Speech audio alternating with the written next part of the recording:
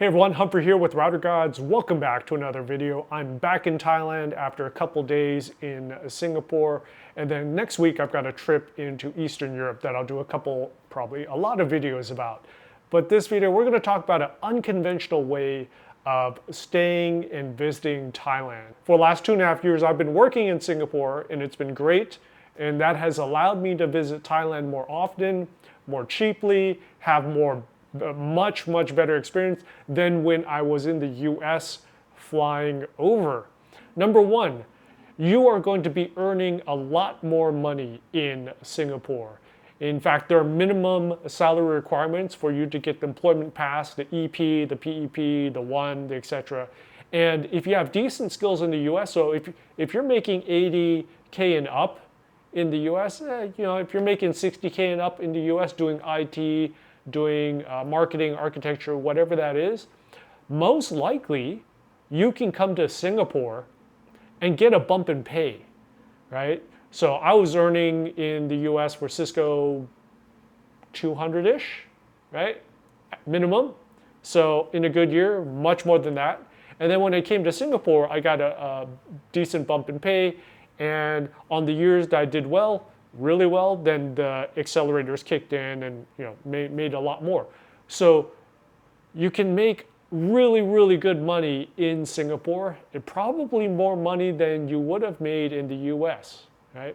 Now for those of you guys who are in other parts of the world, it's even better for you because for us Americans, and I think maybe one or two other countries in the world, wherever we go, we have to pay tax to America. We have to file taxes, we have to pay tax.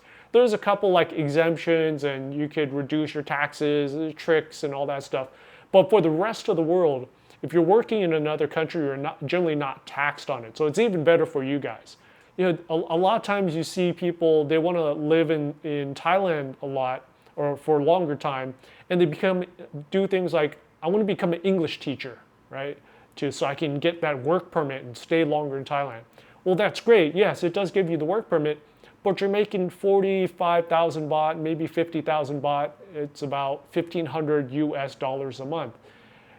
I mean, okay, if you're okay with that lifestyle, that's fine. But you can go to Singapore and you can pull down 8 to 10,000, in some cases maybe 12,000 or more US, and have a much better time, bank more of that money, and then when you come to Thailand, you just absolutely go freaking nuts, right?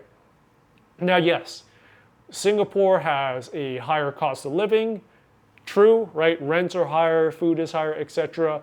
But if you're single, that increase in salary is going to outstrip, it's going to accelerate away from the cost of living, as long as you don't go completely nuts in Singapore.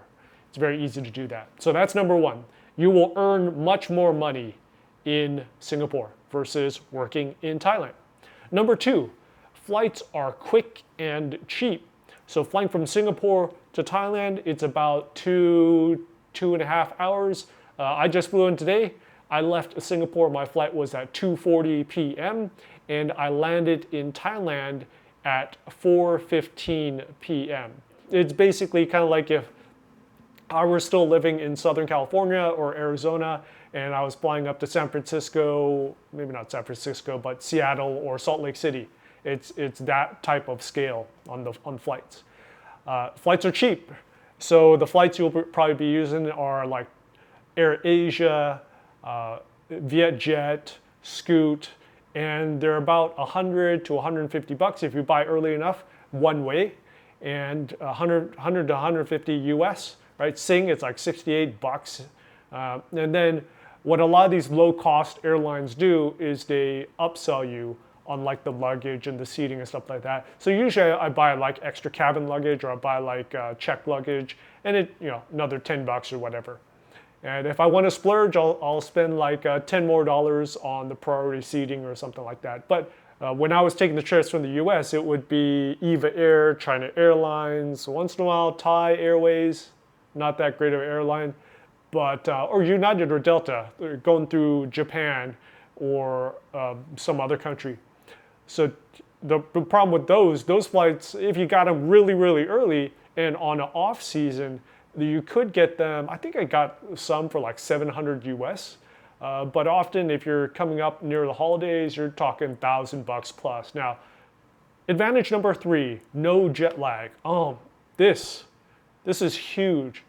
Being able to fly in with minimal time, it's a 1 hour time difference. Actually, you're going back in time. Being able to hit the sites with no jet lag, feeling like normal, not feeling like you got hit by a truck after spending 14, 15, 17 hours on a flight today, right?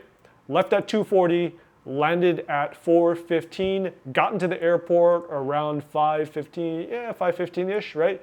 So it took me about 1 hour to get into the hotel. And now I'm filming this video at 6:15 p.m. After I film this video, I'm gonna go out, get something to eat.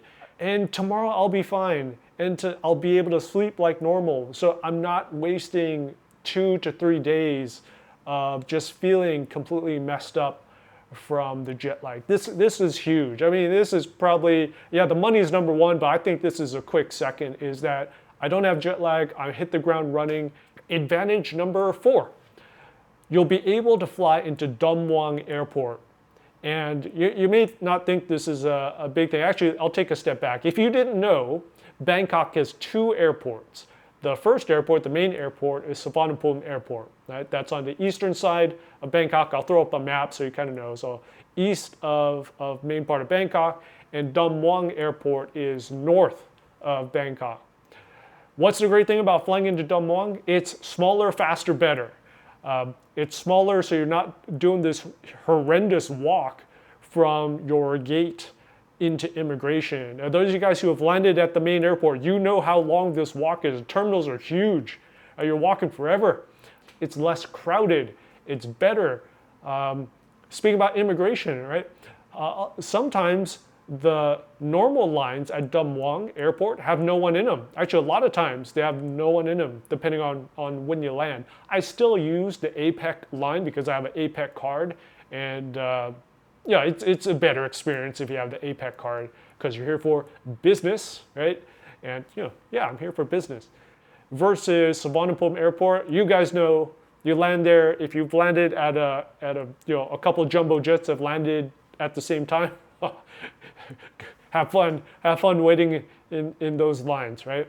Advantage number 5, weekend trips, right? Because the flights are faster, because there's no jet lag. Now what you can do is, you don't need to plan these 1-week trips. You don't need to plan these 2-week trips. You can fly in Friday, right? Take the day off on Friday, or maybe take in the day early. Make it a guide trip, a weekend guide trip, or a family trip, or friends trip. Fly in Friday afternoon. You hit the sites. You got Friday night to party. You got all day Saturday and Saturday night to party. You got all day Sunday, and then take the flight back Sunday night.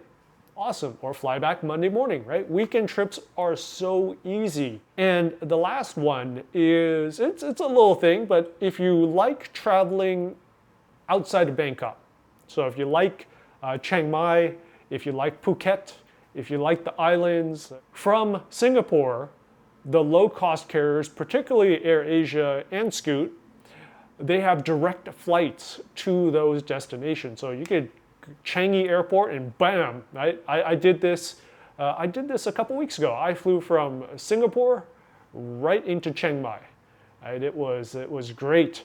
Right? It only cost me, I think the ticket was like $200 one way, and yeah, and then from Chiang Mai went to Bangkok. So direct flights into Chiang Mai and Phuket and other places. It means you don't have to hit Bangkok and then do a turnaround, go to main Bangkok airport to Mueang Airport and then pop out, or wait a couple hours at the airport, go into immigration. Just forget all that. Direct flight into Chiang Mai, done. Direct flight into Phuket, done. All right, Humphrey with Router Gods. Thanks for watching. Stay safe, take care. And if you have any questions, I make a lot of videos from your questions in the comment section. Type them in and I'll probably answer them. All right, take care. Bye.